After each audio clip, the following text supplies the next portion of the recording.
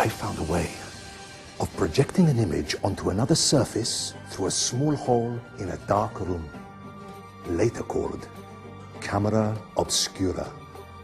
Think of all the things that evolved from this discovery. Cameras, cinema, all share the same principle. Cool. Look out below! Who's that? That's my good friend, Abbas ibn Farnas, who gazed up to the heavens, passionate in his belief that man could fly. Whoa. Indeed, he dared to dream about flying 1,000 years before the Wright brothers. Do you know you all take your jet-setting holidays for granted, so it only seems fair to remember Abbas ibn Farnas. Stand by.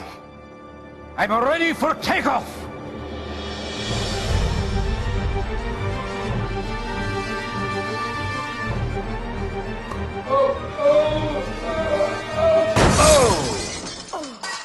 He did forget one thing, though. A tail, useful for landing. Ah, my back. Is there a doctor in the house? Did someone call? Ah, my old friend, why don't you introduce yourself to my young guests? I am Abul Qasim al-Zahrawi. Many call me the father of surgery. Did you actually do surgery back then? Of course we did. In fact, many of the surgical tools that I invented are still used in your modern hospitals. Excuse me, a patient needs my attention. Scalpel? I think I may need some stitches. In that case, I'll use catgut. Catgut? From the gut of animals. Perfect for stitching up internal wounds. Your surgeons are still using it today. Sorry, mustache.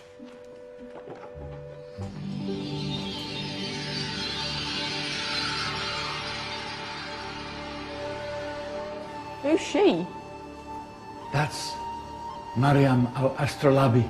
One of the many brilliant women of her time, she made sophisticated astrolabes. Astro what? Astrolabes. They show the sky and the stars on a small flat plate you can hold in your hand. Think of them as ancient calculating or timekeeping devices. Today you have your watch, your compass, satellite navigation, helping people and explorers travel the world. Science at its brilliant best. And all these things were developed during the Golden Ages. And that's just the tip of the iceberg. There were thousands of other inventions covering all areas of life, and in the years that followed, their influence spread across the whole of medieval Europe. So you see, it wasn't so dark after all. What about you? Me? What did you invent?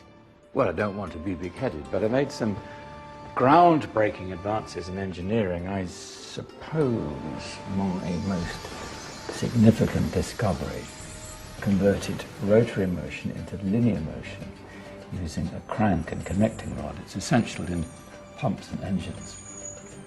In fact, I've no idea how the Industrial Revolution could have happened hundreds of years later without such a device. Not that I ever get the credit I deserve.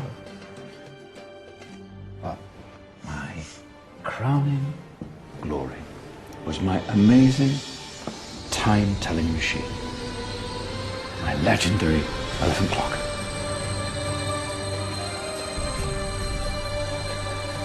It's a clock. Yes. Dozens of components collected from different cultures around the world. Indian, Greek, Arabian, Egyptian, Chinese.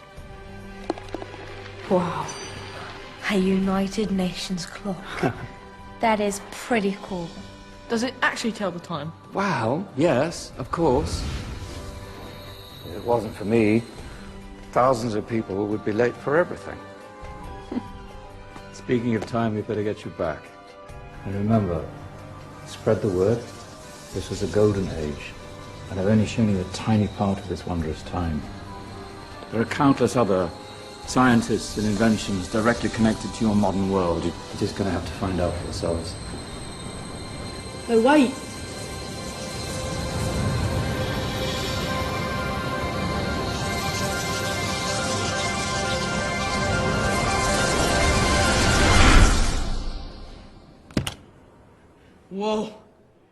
Did you? Yeah. That wasn't quite so boring. Come on, we're gonna be late.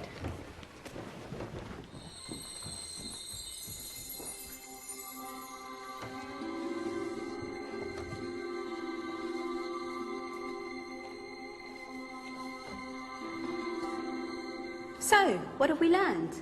The Romans, the Greeks, the Renaissance, and the Industrial Revolution all have great relevance to us today.